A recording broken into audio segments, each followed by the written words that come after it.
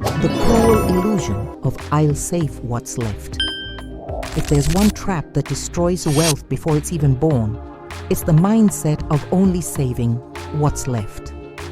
This is one of the greatest mistakes made daily by the global middle class, because what's left is never left. Money, like water, always finds a way to slip through your fingers when you don't decide beforehand how much you will save. Elijah Turner learned this early. Before he even understood compound interest, he discovered a behavioral truth. Saving money is a matter of identity, not salary. That changes everything. When you see saving not as a struggle, but as a sacred ritual, you transform who you are. And when you change who you are, money responds differently. It stops running from you. Picture a waiter making just $1,000 a month, but choosing with unshakable resolve to save $100 as soon as his paycheck lands. He pays himself first before anything else.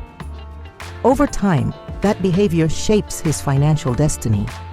Now picture an engineer earning $10,000 a month, but only trying to save what's left.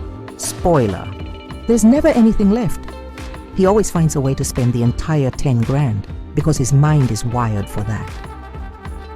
Elijah, with just a few cents in his pocket, had already beaten the engineer, not by how much he earned, but by how he chose to use every single cent. Here's the hard truth nobody wants to say out loud. If you can't manage little, you'll never manage a lot. The law of financial inertia. Have you ever noticed how hard it is to start investing?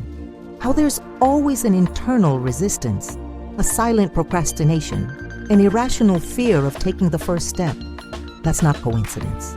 It's the law of financial inertia working against your subconscious. The human mind hates breaking patterns, and when your pattern is to spend everything, any move in the opposite direction feels painful, risky, or pointless. But here's the secret. Just as inertia resists starting, it also protects momentum. Once you begin investing, no matter how small the amount, and repeat that action month after month, your mind starts seeing that habit as part of your identity. And the resistance disappears. It's like brushing your teeth, automatic. Elijah noticed this by his 3rd month. At first, each deposit felt like a battle, like giving something up, like sacrifice. But by the 3rd month, he realized his brain wasn't pushing back anymore. It had become effortless, natural, even satisfying. The magic happens when discomfort turns into pride, when you feel joy seeing your account grow, when you prefer watching numbers rise instead of buying things that lose value the second you touch them. Inertia then switches sides and begins to protect your wealth instead of your impulses. You stop fighting yourself, and instead, you get carried by a new kind of momentum, a gravity that lifts you upward. From that moment on, you need only one thing: don't break the cycle. The invisible economy of micro steps. In a world obsessed with massive, flashy results, those who focus on quiet, consistent steps are often underestimated. But that's exactly where the gold is hidden. Elijah knew this. He didn't aim to get rich. He aimed to win the day. Just that. One day at a time, one deposit at a time, one habit at a time. And by doing so, he activated what we now call the invisible economy of microsteps, a force that works silently over the long term to multiply anything that is small, consistent, and disciplined. Every dollar he saved felt pointless at first, but after 5 years, each of those dollars started having children, and those children worked while he slept. The average mind would say saving $2 a day is meaningless. But those who understand this secret economy know those $2 every day are the foundation of financial freedom. Because the compound value of consistency is the most precious asset in today's world. It's not talent, it's not luck, it's discipline, uninterrupted, even on days when everything feels like it's going nowhere. And here's the paradox. Those who win with microsteps win with time. The quiet accumulation causes the biggest noise later. Elijah became a millionaire not because he made one bold bet, but because he made hundreds of silent choices that no one saw. And those choices combined created an avalanche of abundance that nobody could explain, except him. The silence of the truly wealthy. Have you ever noticed how the truly wealthy are quiet?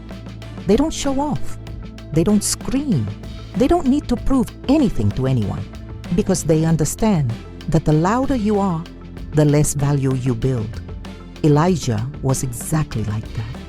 While his friends were buying cars with brutal interest rates, he was riding public transit and saving every dollar he could. While others were traveling to impress Instagram, he was reading investment books and playing the long game. That strategic silence is what builds true wealth, because it shields you from vanity, comparison, and urgency. And whoever conquers those three inner monsters has guaranteed freedom. Most people spend money they don't have to impress people who don't care. Elijah did the opposite. He impressed the only person who mattered, his future self.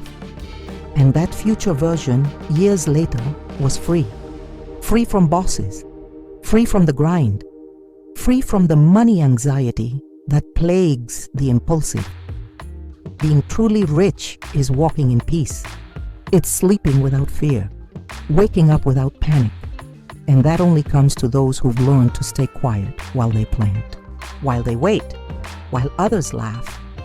Because in the end, those who laugh last, laugh best, and with more peace. Elijah didn't need 1 million followers. He only needed one thing, a quiet mind and a firm plan. Elijah's final lesson. Just days before his passing, Elijah wrote a letter. It was found tucked inside the same notebook where everything began.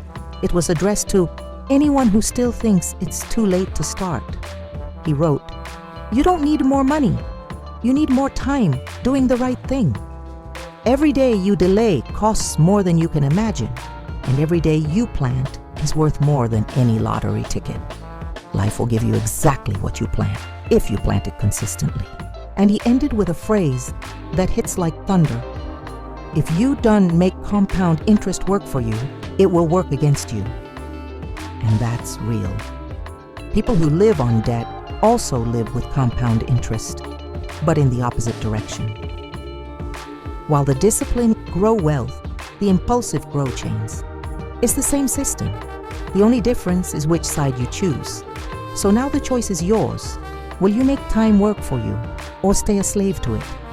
Will you let money serve your future, or keep putting out fires from bad past decisions? Elijah's no longer here, but his legacy lives on, and you can be the continuation of that story. All it takes is to begin, and not stop. If this message sparks something inside you, like this video, share it with someone who needs to hear this today, and subscribe to the channel. And don't forget to comment, "Now it hit me," so I know you're ready to live the invisible power of time